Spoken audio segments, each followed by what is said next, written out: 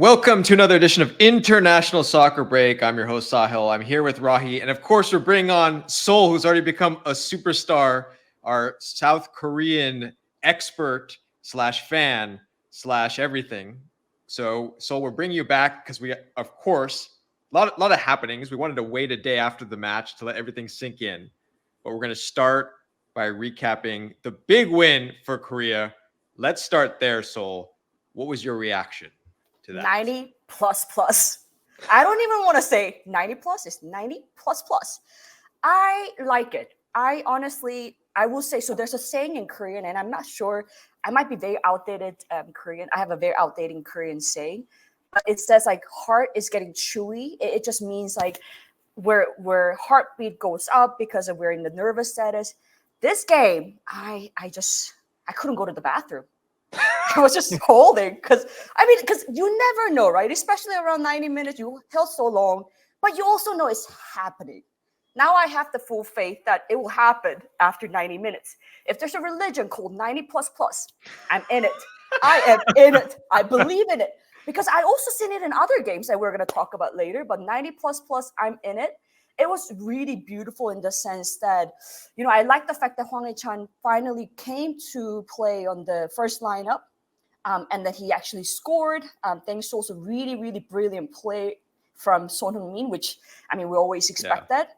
I will also say our hero kind of went downhill, the hero of last match, but also it's kind of predicted in the sense that Socceroos, their biggest strength is definitely going to be their height and their physical, given the fact that they had 2 more days of rest. Oh, our hero, it wasn't really where his best, let's just say, strengths come out well. But nevertheless, Son Heung Min did a really fantastic job, and Hee-chan, 90 plus plus, where we believe in it. You believe in it. And if there's a religion that starts with Sonny, you should believe in that one too, because he's a magical player, and he did that moment of magic to win that penalty. I think there must have been 4 defenders around him, and somehow he's able to wriggle through, eventually win that penalty, and then that free kick in extra time. Man, for me, the greatest player that Asian football has ever seen, and he really showed up in a big way. In a big way. If he doesn't do, I truly believe this. I know, Sol, you were confident like all the Korean fans out there in the 90 plus minute. But I believe if he doesn't win that penalty, it's over, like match over. And that was he single-handedly. That was one of those moments where you see a brilliant player doing only what a brilliant player could do, and he single-handedly won that in that moment. Absolutely, I completely agree. And I think, Jurgen Klinsmann. Sorry, I should have said his last name. We're not that close. We start to realize that I start to actually understand his sense of humor. He was saying like, "Oh, maybe we should just like start with Neil 1, so we play better." Well, hello, I will not. I really don't want to see like 120 minutes.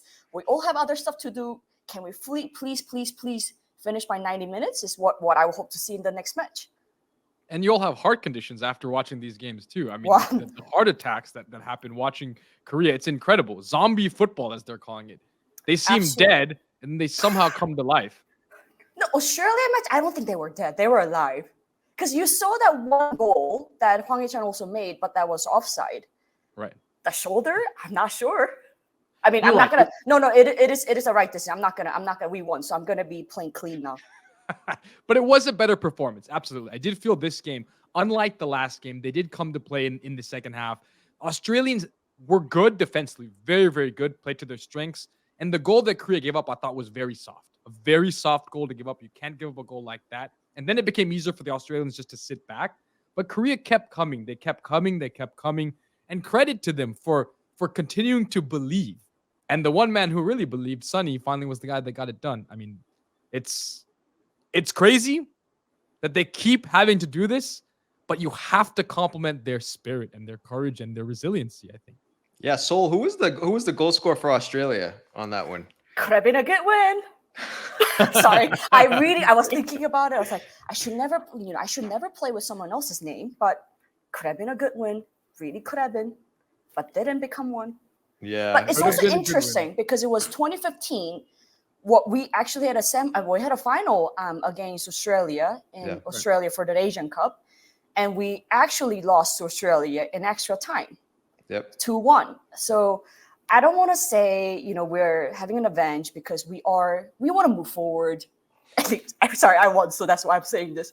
I think it was quite a beautiful comeback from Korea. Yeah. But again, let's move past this because I don't want to go back with Australia in the future and do it again. So let's just say delete, delete, delete. We move forward. Victory, victory.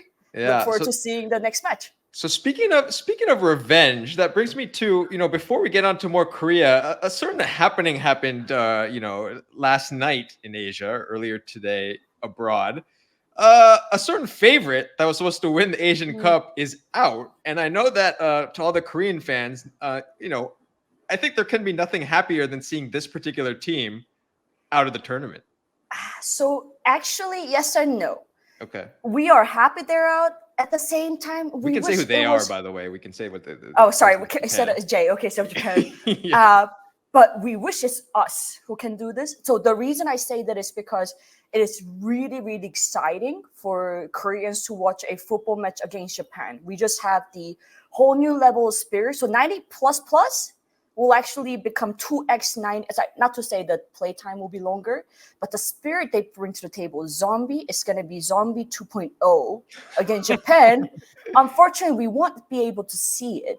At the same time, I must comment the fact that Middle East is doing really, really well. And I think that's kudos to that. And I'm really look forward to seeing our match against Jordan again. Yeah. So you spoke a little bit about Zombie Nation, Rahi. Iran is pulling this Zombie 90 plus as well, right? It seems to be contagious. If you're watching the African Cup of Nations, Cote d'Ivoire doing the same thing. This zombie football seems to be a pandemic that's going across the African Cup of Nations, the Asian Cup. Korea seems to have started something, Soli. You know what? I will take that. But honestly, I really would like to see a goal before. Like, that is still my personal preference. And it seems like the next game, that should be the case. A more comfortable opponent, perhaps. But let's see. You never really know in this tournament. I mean, I think it's fine. I mean, I'm sure Korean fans are happy in a certain degree to see Japan out, but it won't be worth it unless Korea wins the whole thing. All right. So see you later, Japan. That's sayonara, as we like to say.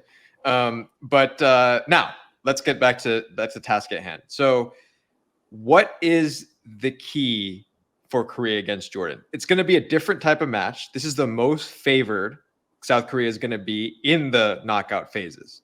So what are the keys to this match? To me, the key will really be the rest.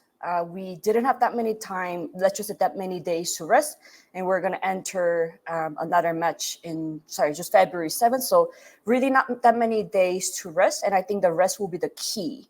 But of course, I want our players to enjoy, celebrate as much as possible. But let's just say get their stuff together and getting to the 90 plus religion, that belief system again. I think the rest will definitely be the key here. All right, Rahi. I think their experience now playing against Saudi Arabia in the second half, playing Australia as well, will serve them well because Jordan's going to do the same thing. They're going to sit back. They're going to bunker in. And Korea has had trouble breaking down that deep lying defense, but they're now after these two experiences, I think you'll see that they'll be much more comfortable. So for me, it's a matter of finding the ignition earlier, right? Moving the ball quicker, being able to generate more attacking opportunities earlier on, which they did in this second game against Australia. Really, in the second half, they looked good. It seems that they're clicking. It seems that there's a more understanding up front.